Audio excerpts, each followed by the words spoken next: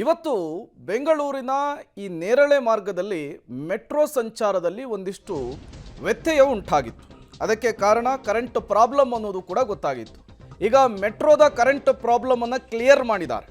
ನೇರಳೆ ಮಾರ್ಗದ ಮೆಟ್ರೋ ಸಂಚಾರ ಯಥಾಸ್ಥಿತಿಯಾಗಿಯೇ ನಡೀತಾ ಇದೆ. MG ರೋಡ್ನಲ್ಲಿ ಸಮಸ್ಯೆಯಿಂದಾಗಿ ಜನ ಪರದಾಡಿದರು. 1 ಗಂಟೆಯ ಬಳಿಕ ಸಮಸ್ಯೆಯನ್ನು ಬಗೆಹರಿಸಿದೆ BMRCL. ಮೆಟ್ರೋ ಕರೆಂಟ್ ಪ್ರಾಬ್ಲಮ್ ಅನ್ನು ಕ್ಲಿಯರ್ ಮಾಡಿ ಮೆಟ್ರೋ ಸಂಚಾರಕ್ಕೆ ಮತ್ತೆ ಅನುವು ಮಾಡಿಕೊಟ್ಟಿದ್ದಾರೆ BMRCLನ ಸಿಬ್ಬಂದಿಗಳು. ಏಕಾಏಕಿಯಾಗಿ ಈ ರೀತಿ ಮೆಟ್ರೋ ಕೈಕೊಟ್ಟಿದ್ರಿಂದ ಇವತ್ತು ನೂರಾರು ಸಂಖ್ಯೆಯ ಮೆಟ್ರೋ ಪ್ರಯಾಣಿಕರು ಪರದಾಡ್ಬಿಟ್ಟಿದ್ರು. ಸಮಯಕ್ಕೆ ಸರಿಯಾಗಿ ಆಫೀಸಿಗೆ ಹೋಗೋಕ್ಕಾಗದೆ, ಅಂದ್ಕೊಂಡಿರೋ ಸ್ಥಳದಕ್ಕೆ ಹೋಗೋದಕ್ಕಾಗದೇನೆ ಗಲಿಬಿಲಿಗೊಳಗಾಗಿದ್ರು.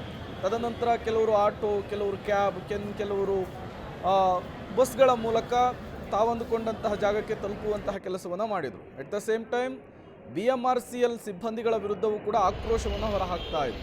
ಏಕಾಏಕಿಯಾಗಿ ಈ ರೀತಿ ಸಮಸ್ಯೆ ಉಂಟಾಗ್ಬಿಟ್ರೆ ಹೆಂಗೆ ಅಂಥೇಳಿ ಪ್ರಶ್ನೆಯನ್ನು ಮಾಡ್ತಾ ಇದ್ರು. ಟ್ರಾಫಿಕ್ ಸಮಸ್ಯೆ ಇಲ್ಲದೇನೆ ಬೇಗ ಹೋಗಬಹುದು ಅನ್ನುವಂತಹ ಕಾರಣಕ್ಕೆ ನಾವು ಮೆಟ್ರೋ ಕಡೆ ಬರ್ತೀವಿ. ಮೆಟ್ರೋ ಏಕಾಏಕಿಯಾಗಿ ಕೈಕೊಟ್ಬಿಟ್ರೆ ನಾವೇನು ಮಾಡೋದು ಅಂಥೇಳಿ ಮೆಟ್ರೋ ಸಿಬ್ಬಂದಿಗಳ ವಿರುದ್ಧ ಕಿಡಿಕಾರ್ತಾ ಇದ್ರು. ಈ ಎಲ್ಲ ಬೆಳವಣಿಗೆಗಳ ನಡುವೆ BMRCL ಸಿಬ್ಬಂದಿಗಳು ಅಲರ್ಟ್ ಆದಂತೆ ಕಾಣಿಸ್ತಾ ಇದೆ.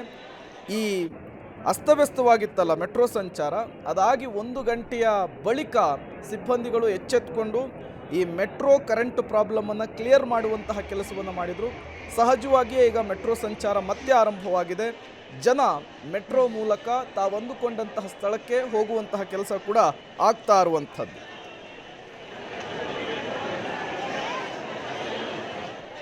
ನೇರಳೆ ಮಾರ್ಗದ ಮೆಟ್ರೋ ಸಂಚಾರದಲ್ಲಿ ಇವತ್ತು ಅಸ್ತವ್ಯಸ್ತವಾಗಿತ್ತು.